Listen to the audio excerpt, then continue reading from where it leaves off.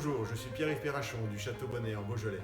Alors, en cette période un petit peu particulière où il est difficile de vous présenter nos vins en direct, nous vous proposons un petit film et pour cette raison, nous avons invité notre ami Arnaud Chambost, meilleur ouvrier de France sommelier, qui va vous les présenter à la dégustation et en accord mets vins.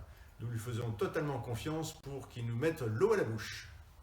Alors, pour commencer, on va débuter avec un Beaujolais Village Blanc, donc 2018, la cuvée Château Bonnet. Donc un blanc récolté dans le clos du château sur des graves et des sables. Merci. Belle cuvée de vin blanc d'un joli jaune doré. Les arômes sont élégants, c'est frais, c'est très agréable.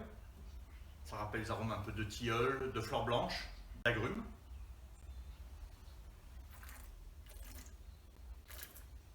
La bouche est belle. C'est un vin sec, tendre, gourmand et gauléant. Un vin de soif, très bien, et qui met en appétit, et qui irait très bien, je pense, sur une petite rillette de saumon, accompagnée de quelques canapés légèrement toastés comme ça, avec des capres et tomates séchées. Un vin que je garderai 1 à 3 ans, à mon avis, là il est en pleine force de son âge. Et puis un vin que je servirai à 10-12 degrés maximum, mais pas trop frais surtout. Alors pour continuer, on va passer avec un Chenin 2019 Château Bonnet. Donc pareil, une cuvée qui est récoltée aux alentours du château, dans des plus jeunes vignes, et un vin plutôt sur le côté tendre au niveau vinification. Chenin, c'est l'un des plus petits, enfin le plus petit cru du Beaujolais. Le plus petit cru du Beaujolais. Tu m'excuseras Julien, je te sers le dernier. Le plus petit avec 250 hectares. D'accord, donc ce qui dit le plus rare, donc forcément le meilleur. Voilà, tout à fait.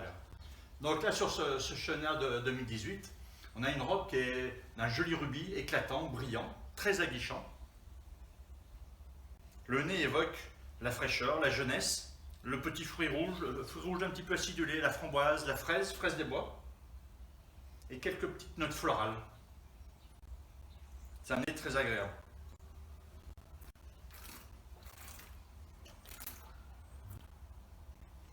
Le vin est rond, tendre, souple. Quelques tanins viennent ponctuer sa bouche, mais on a un très bel équilibre déjà, et puis c'est ce que j'appelle un peu les vins de soif, des vins sur le croquant, sur la fraîcheur, et qui peuvent se voir très bien sur un joli onglet de bœuf juste grillé, accompagné peut-être d'un gratin de butternut. Là on rentre dans l'automne, je pense que c'est un plat qui pourrait très bien convenir. Un vin à servir à 13-14 degrés, pas trop frais mais pas trop chambré non plus, et puis qu'on pourrait garder sur 4-5 ans sans aucun problème. Mais aujourd'hui, il se le déguste très bien. Alors pour continuer, on va rester sur Chenin, un Chenin 2018 du Clos du Château. Donc là on est sur des terroirs un petit peu un peu plus structurés que l'autre et avec surtout des vignes beaucoup plus vieilles.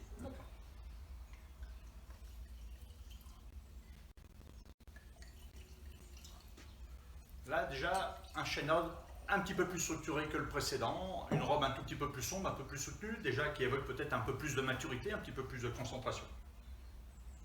Le nez effectivement confirme cette complexité, cette puissance, cette générosité, mais tout dans l'élégance et la fraîcheur. On est sur des arômes de petits fruits noirs confits, gelée de cassis, crème de cassis, quelques notes épicées. Et puis une note légèrement fumée, qui est sûrement due à une petite partie d'élevage en foudre, qui est importante.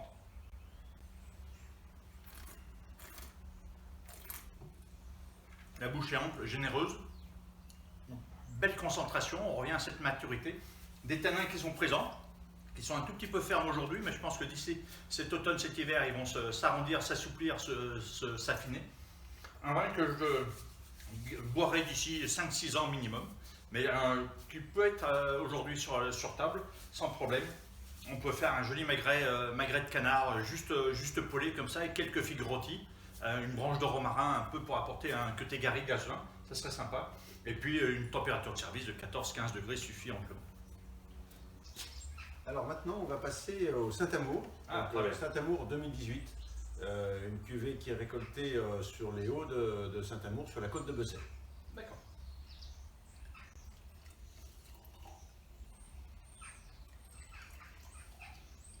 Là, un Saint-Amour, effectivement, on reste sur ce rouge rubis qui est très représentatif des gamets, des jolis gamets très sain et de belle maturité. Un nez très expressif, basé principalement sur des notes florales, d'élégance, la framboise, la gelée de framboise. Le petit fruit rouge aussi un tout petit peu acidulé, mais c'est surtout cette dominante florale, violette, lilas, qui est intéressante.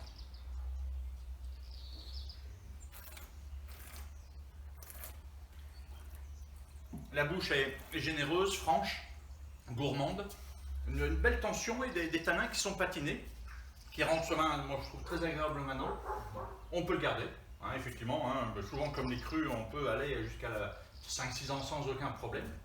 Je pense que c'est le cas sur ce 2018. Et puis là, je le verrais associé facilement avec un petit rouget grillé, juste des petits filets comme ça, avec un tian de légumes, un peu des notes provençales.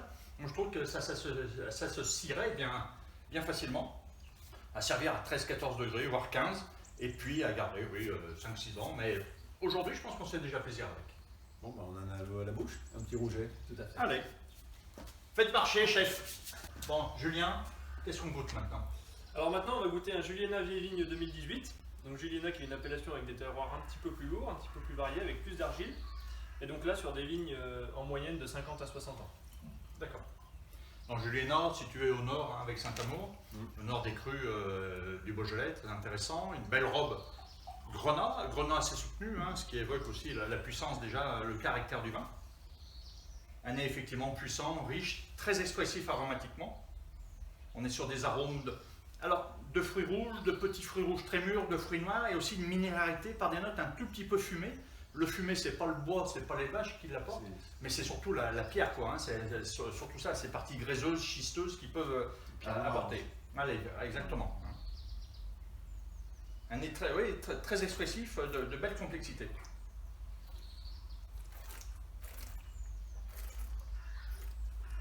En bouche, il y a un vin qui a de la moche, qui a de la structure, des tanins qui sont affirmés, une belle structure de bouche. C'est un vin qui est peut-être pour cet automne, peut-être un petit peu juste, mais je pense que dès le printemps prochain, on pourrait commencer à goûter ça. Un paleron, juste un paleron braisé avec une petite purée de carottes, un peu cumin, une note un peu exotique, conviendrait très bien sur ce type de vin. À boire d'ici 5-6 ans sans aucun problème, voire peut-être même plus pour les gens qui seraient patients. Peut-être acheter en magnum, ça serait un bel investissement pour les gars.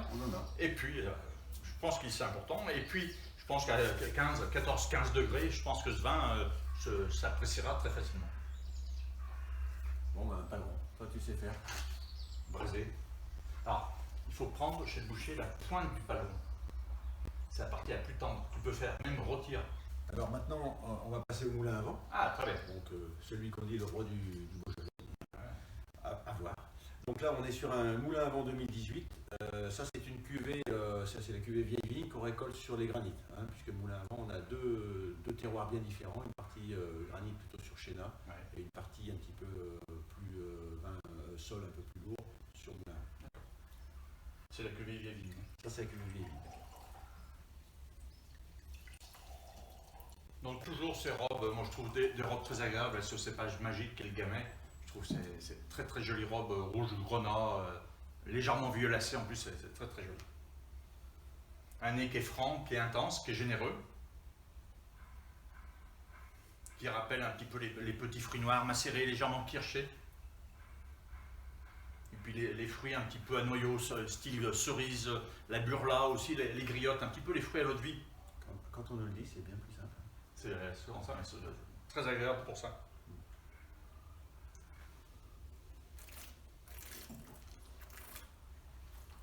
Il y a un joli volume, une belle bouche, c'est ample, c'est généreux.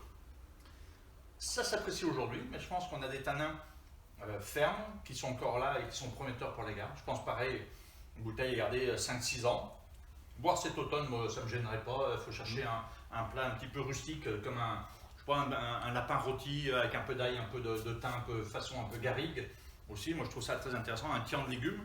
On est un peu dans ce phénomène, alors je ne parlerai pas de vin solaire, mais d'un vin qui est généreux, qui est à belle maturité et qui appelle une gastronomie un peu du sud, hein, ce côté garrigue, un joli lapin, oui effectivement, si à l'occasion de vous balader dans les vignes, vous chassez, vous trouverez facilement. Mais une très très jolie cuvée, et puis à servir à 14-15 degrés, hein, pas trop chambré non plus, pour garder un peu la fraîcheur et la gourmandise de ce vin.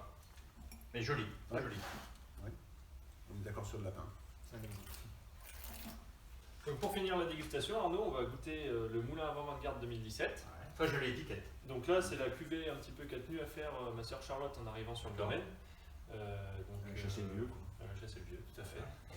Et donc là, on est sur un moulin à vent un petit peu plus puissant, qui mérite un petit peu plus d'élevage. Et c'est pour ça qu'on a décidé de faire une vinification un petit peu plus typée bourguignonne, avec plus d'extraction, un petit peu prolongée, et suivi d'un élevage en fût de chêne, donc du 10 à 11 mois. Et c'est ce qui nous donne un petit peu de... Vanguard, pas chien de garde, mais bien Vanguard. Vanguard, Très bien, avec le chien. l'étiquette. Exactement. Une belle étiquette, moi je trouve ça. Chien de garde du château quand même. L'étiquette qui a été faite donc par notre autre sœur qui est graphiste et qui Très bien. tient à nous aider comme elle peut. Ben, c'est très important le graphisme. Donc à la santé, moi je trouve, vous remercier d'abord et surtout pour la transmission de génération en génération. Je pense que c'est important pour un domaine viticole. Et puis sur la qualité des vins, c'est une belle continuité. Merci. Merci à toi. Donc Moulin à vent, effectivement, là, Vanguard 2017, donc déjà un vin qui a déjà 2-3 ans. Hein, mais on reste sur une robe très sombre, très intéressante. Le nez est concentré, très riche, très complexe. Effectivement, comme soulignait Julien, chercher à extraire beaucoup plus de vin, beaucoup plus de matière dans cette dégustation. Un nez qui est flatteur, mais marqué par les petits fruits noirs, les épices. Je trouve une gamme épicée qui est très intéressante. On passe du poivre de Séchouan, on est sur le poivre Timut, un peu légèrement vanillé. Alors peut-être que l'élevage en fût, ce ne sont pas des fûts neufs, mais ce sont des fûts qui vont apporter de la finesse et de l'élégance au vin. Ouais, c'est des fûts qui ont entre 3 et 7 ans. Ouais, mais je pense que ça permet d'oxygéner, enfin de micro-oxygéner le vin sans apporter un côté boisé marqué. Donc ça c'est très important et je trouve que c'est très bien fait.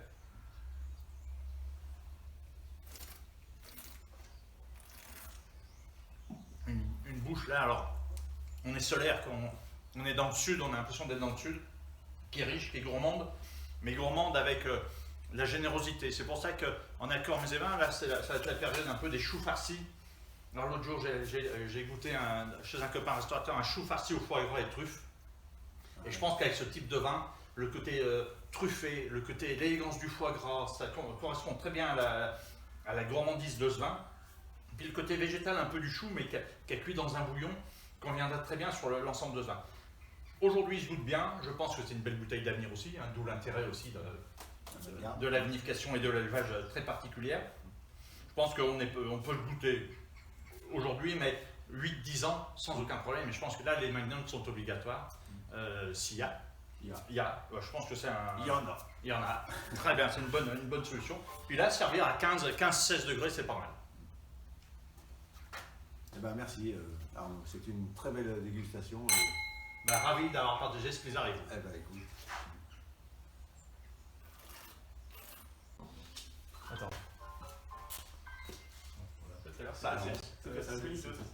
Bon alors du coup Arnaud, vu que tu es là, on a une petite bouteille. Ah, comme ça, super. Alors, derrière les fagots, non, mais derrière les fûts. Et ça c'est une cuvée qu'on vient de mettre en bouteille là récemment. D'accord. Mais elle n'est pas d'aujourd'hui, c'est ce qu'on appelle la 1028. Donc elle ne date pas de 1028, mais 1028 ça veut dire 1028 jours d'élevage en fût de chêne. 1028 jours, donc ça fait 3 ans à peu près. Voilà, Un peu moins de 3 ans. Un peu moins de 3 ans. D'accord. donc c'est une cuvée de Chenin. Alors à la différence de certaines cuvées dont les chevins qu'on n'a pas goûté, celle-là elle est issue de 3 terroirs. D'accord. Donc terroir du Clos, terroir des Blémonts et terroir des Darons. Donc on est vraiment sur 3 terroirs bien différents sur Chenin. Et donc avec un élevage assez long en fût.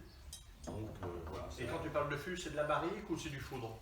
Non, c'est des fûts de 228. D'accord, c'est de la barrique, enfin de la pièce bourguignonne. Voilà. Alors pareil, il y a des fûts on achète des fûts de temps en temps, donc des fûts entre 0 on va dire et 4-5 ans. D'accord. Donc pas très vieux. Donc, Ah oui, là on a une jolie robe, c'est grandeur sombre, hein, c'est une belle densité. donc ce que j'ai oublié de dire, c'est qu'il n'y a pas d'étiquette parce que pour l'instant elle est encore, C'est pour sous presse. C'est pour l'année prochaine. Ouais. Donc ça c'est la cuvée qui fait suite à notre cuvée 1054 ou 1047. D'accord, donc de temps en temps, quand ça se sur met les années, sur cette cuvée de Chenin, très intéressant. Je trouve que En plus, pour le cru Chenin, c'est bien de faire voir qu'une part ce sont des vins de garde Ouais. et que le Beaujolais On a- peut être un vin de garde et ça, c'est très important. On a un potentiel. Belle démarche. Un nez qui est fin, qui est intéressant, alors qui est un tout petit peu fermé aujourd'hui. Bizarrement, hein. Justement. Mais un nez qui à mon avis, qui a un joli potentiel, qui a une jolie finesse. Là, on commence à percevoir un petit peu ces arômes de fruits noirs, confits, griottes à l'eau de vie, légèrement cachés. Ouais, ouais. Le boisé est à peine présent. Hein. Je trouve qu'il y a un bon équilibre entre Bah, c'est ce qu'on veut. On ne veut pas faire du jus de chêne. On veut faire du jus de raisin, enfin c'est- du vin, c'est du vin de raisin. qui est- Ah, bien, oui. avec justement ce côté apport d'oxygène dans Modéré, l'évolution, oui, modéré, tout à fait. ouais. Je trouve que le nez est prometteur, effectivement, est très.